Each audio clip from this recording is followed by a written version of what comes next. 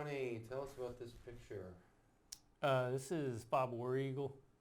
I really don't know what went on in this building. I just kind of took the picture because of the two flags. You got the American and Iraqi flag Right. there. Yeah. So that's kind of why. I don't think we did anything to that.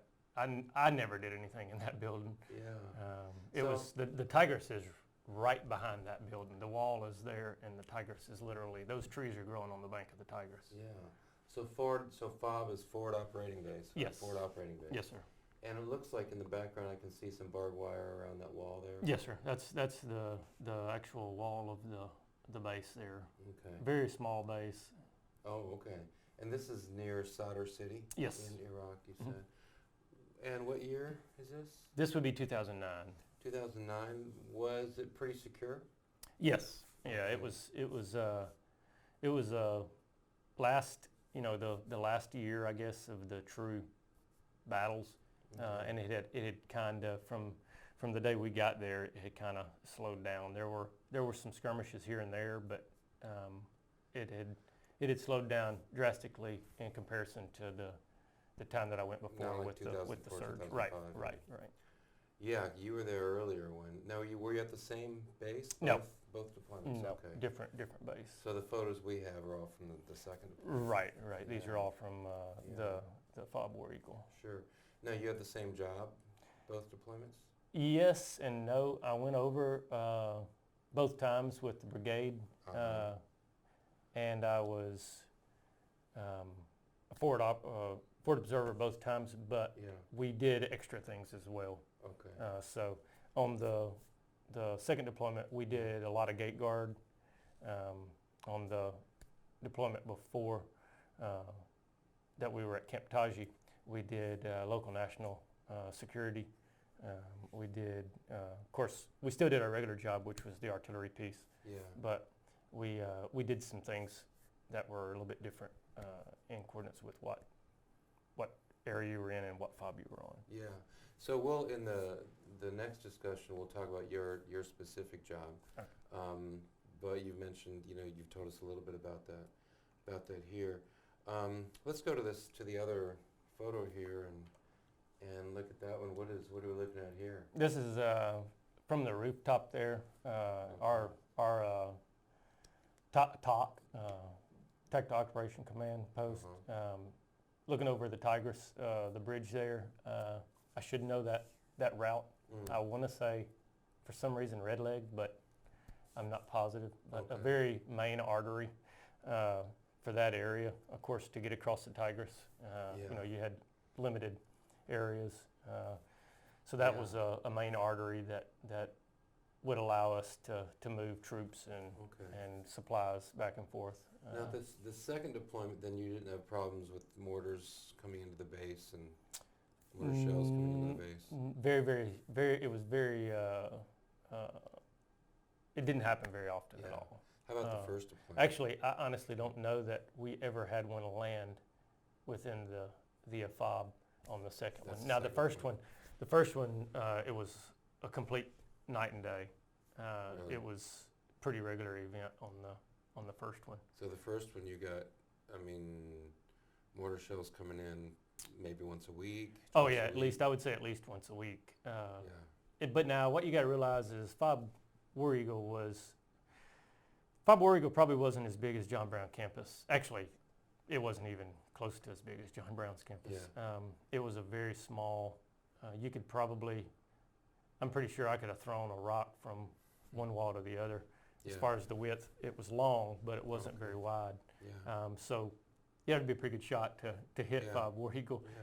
Taji was huge, probably bigger than Siloam Springs. Really? It was huge. Okay. So you'd have to be a very good shot to Yeah. actually hit the FOB. But a lot of Yeah. times it was just landing in the middle of nowhere or The mortar. in area, right? Because their tactics were not pinpoint tactics by no means. It was just kind of Almost a form of psychological warfare. Right, Just right. Keep them on their feet. right. So would there be one or two or three mortar shells and then they'd take off, kind of a hit and run kind of thing? Usually there would be 2 or 3, and then it calmed down.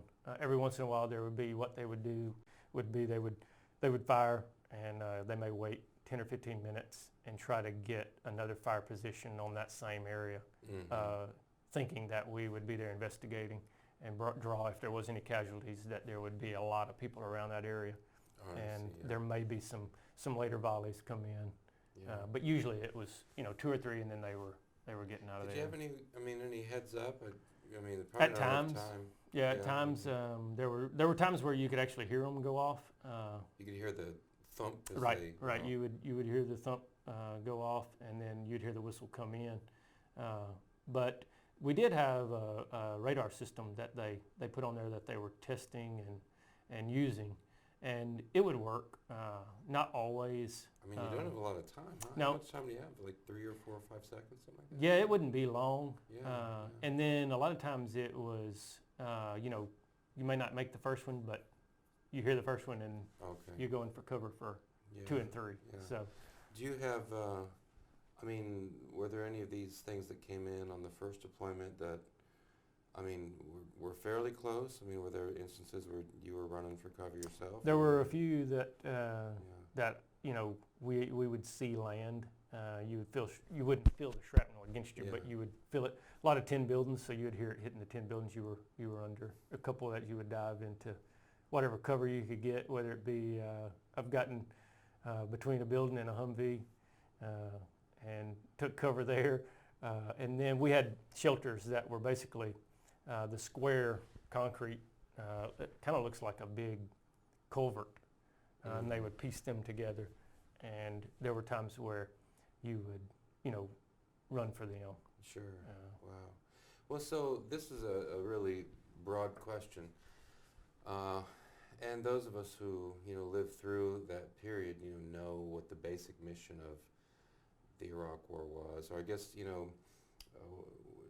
we had discussions with another Iraq vet who went in at the very beginning. He was there the first 3 months. Mhm. And that's about, defeating Saddam Hussein's forces and getting the weapons of mass destruction. Turns out the weapons weren't there. And then by the time you get there, the first time, the insurgency is, well underway. And that's why you've got to have the surge, because, things were, felt like they were maybe getting out of control. Mhm. But how would you, maybe let's think about the 2 deployments. So deployment 1, deployment 2, and a year in between. First deployment, 15 months. Second deployment was a year, Mhm. and then with a year in between. How would you describe to someone who didn't know anything about the Iraq War, what was the overall mission of, really the U.S. Army? What was the overall mission when you were there the first time? What was the overall mission when you were there the second time? The first time, I would say it was more fighting, and you were trying to gain positions. You were trying to defeat an enemy. At the same time, you're still trying to win the hearts and minds of the locals. You're trying to establish or help them to establish some sort of government that would, I guess, closer reflect what we felt was a better government for them. But yeah, you were definitely fighting in the first one. You were going after something where it seemed like the second one it was more of a policing, not a lot of going and finding, but making sure that nothing happened. So the first time was active combat, Right. going after the bad guys, but then also trying to do the hearts and minds work. Second time, more about security. Right, security was what. So, let's talk about this first deployment. Did you go outside the wire much? No, the first Okay, deployment. So as a forward observer. I was very fortunate to be attached with brigade. So we basically, our brigade, we owned a section of land, and we were the operators of that land for the artillery pieces. So anytime anyone wanted to fire any type of artillery within that land, they had to go through us. So they called you, and then Right. you guys would send the artillery. Right. So you didn't have a lot of, you're not out on the streets No. patrolling and things like that. But, you must have heard guys talk. Because it seems like one of the problems in that war is you've got the insurgents, and then you want to do the hearts and minds. Tell me if you agree with this. And one of the challenges is that the insurgents are a lot closer to the people than the Army and the Marines are. Yep. Right? They Yep. speak their language. Right. They're living among them. Do you think, looking back at this war, this is one of the challenges that even if they would like to participate in the hearts and minds thing, the insurgents are living among them and threatening them, and they know if they're friendly with the Americans and they could pay for it, the insurgents might make them pay. Do you think Right, that's one of the right. problems? Yeah, I do think it is. Yeah. We worked with, like I said, on the first one, we would have local nationals come in and do work on the FOB, and one of the brigade's jobs was to basically we did security for the local nationals. We followed them around and made sure they didn't go where they weren't supposed to, do anything they weren't supposed to. Kept an eye on them. Made sure that if 10 come in, 10 went out. Now this is something you participated Right, in, providing right, security for them. Right. We would. There would usually be 2 or 3 of us that would follow them throughout their workday. These were like officials or something? No, they were just local nationals that Local they would nationals. hire. They'd From hire they would come hire on from the base. street. Yep. And then, so you're with them while they're on the base? Right. And then also outside the base, or? Not me. They Oh, would okay. they would bring them in. Yeah. We would pick them up at the gate, or our group would pick them up at the gate. They would bus them to us, and Wow. then they would do work, and we would pull security for them. Not really for them, but to make sure that, because there were times where there would be some they would vet them, but they would miss them sometimes, and then they would catch them, give me information. They may Collect try to get a intelligence, picture yeah. in, get a camera in, take pictures, to get Oh, boy. coordinates. They Yeah. would, you could see, and our job was kind of to watch them and make sure that they weren't trying to figure out where this particular spot was. Right. You could see them kind of every once in a while looking, and Yeah. a lot of times you would, report that that one's acting, suspicious, and they may vet them a little bit further and Mm. not let them come back in if they found something on them that they did think that they might be working Yeah. with the outsiders. So it's the problem of trust, right? I Right, mean, right. So these folks who come work on the base, then they get escorted off the base, and the Army still provides them with security No. when they're off the base. No, Oh, so- they okay. they were basically They're on their just own then. just on their own, and So you just got to um, trust that they're not working with the insurgents. right. And again, there were times where, they would kind of be able to tell that somebody was able to give coordinates to Yeah. specific areas Yeah. where specific things were, and in all honesty, it's probably people that were coming in like that. It sounds a lot like Vietnam. right. The same thing. Right. I mean, but these folks are, they're coming on base. Let's say the folks of Goodwill coming on base. They want to make a living. They want to Right. support their family. This is a way to do it. Come on base, help you guys out. But in doing that, they make themselves targets to the insurgents. Don't Right, they? It's right. pretty At times they dangerous. would. And how they did the busing with the drop off and all that, I never was a part of that. Yeah. So I was a part of that on the second deployment with a lot of our translators. Some of the translators would go out and they'd just walk out the gate, and then Mhm. they'd come back, a little bit later. You'd Yeah, have them come back yeah, in. yeah. And others were like, no, I'm not going. Yeah. They're looking for me. And I think a lot of that had to do with Sunni Shiite, where they Mm. were, if they were, of the Sunni, and we were in a Shiite neighborhood, it wouldn't have mattered if they were working for us or not with that friction there. It's kind of the breakdown of the. Right. Yeah, with the other vet, we were talking about. He was there very early, and they found mass graves Mhm. where, basically a lot of Saddam Hussein's during his reign of terror, just executing people for various reasons. Found a mass grave, but I guess that's one of the ways that all these internal tensions were kept under wraps, right? Because you've got this dictator who's forcing everybody to kind of get along in a Right, state of right. fear. Right. He's gone, and then these old animosities come out, and Right. you see that play out. Yep. Let me just ask you this, and then we'll move to a different discussion. So it sounds like both times your specific job, which we'll talk about more in detail in another discussion, but it sounds like both times your job kept you pretty much on the base. Yes. The whole time. I mean, especially that smaller base, the second time, that must have gotten pretty old. Yeah. I mean, Yeah, I mean, but I mean, I know what it's like to be on an aircraft carrier for 6 months, but I mean, an aircraft carrier is actually a pretty big thing. I mean, Yeah. this is a small base for a Yeah. year. now I did. know. They would fly me. A lot of times I went with equipment if we had to take equipment to get repaired or pick something up. Okay. If we had to take something, they would allow me to do that at times. Sometimes they'd let someone else. So we would. Was that like a break for you to get me get me out of this base for for a day or something? Yeah, like yeah, that? I think it was. You get to see some different stuff. Usually, Yeah. whenever you went, that group, you weren't attached to them, so they didn't really care what you did. As long as you, got what you needed. Yeah. No one really, you weren't really there working for them, so they weren't going to put you to work, and they kind of Sure. they knew what was going on. They knew Yeah. that we're not gonna.